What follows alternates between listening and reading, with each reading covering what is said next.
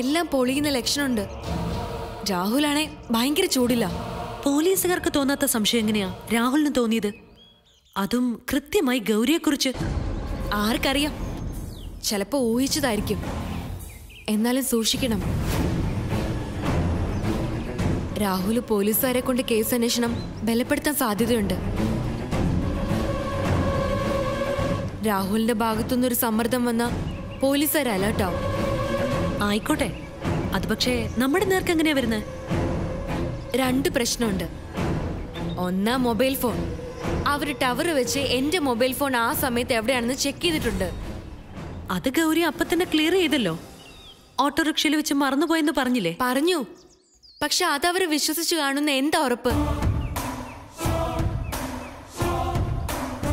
രണ്ടാമത്തെ പ്രശ്നം ആ മോളാ. ആ മോളിലാണെങ്കിൽ ഞാൻ പോയിട്ടേ ഇല്ല. അതവർക്ക് ഈസി ആയിട്ട് തെളിയിക്കാൻ പറ്റും. CCTV ഫുട്ടേജ് എടുത്താൽ മാത്രം മതി.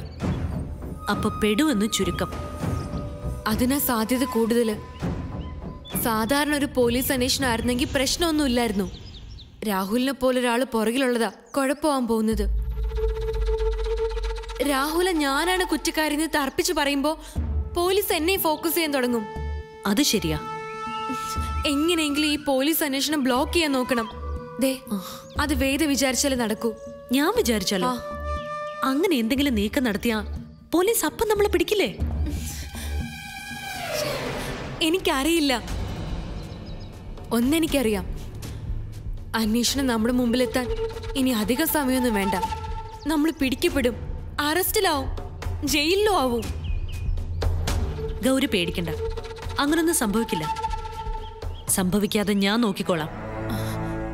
വേദ എനിക്ക് വിശ്വാസ. വേദ വിചാരിച്ചാലേ ഇനി എന്നെ രക്ഷിക്കാൻ പറ്റൂ. ഞാൻ രക്ഷപ്പെടുന്നു എന്ന് പറയുമ്പോ അതിന് വേദ രക്ഷപ്പെടുന്നു എന്ന് അർത്ഥമുണ്ട്. മനസ്സിലായോ? ഗൗരി ധൈര്യമായിട്ട് പൊയ്ക്കോ. ഒരു പോലീസും നിന്നെ തേടി വരില്ല. രാഹുലല്ല, ആര് വിചാരിച്ചാലും അത് നടക്കാൻ പോകുന്നില്ല. ഞാനല്ലേ പറയുന്നത്. സന്തോഷമായിട്ട് പോയിട്ടോ.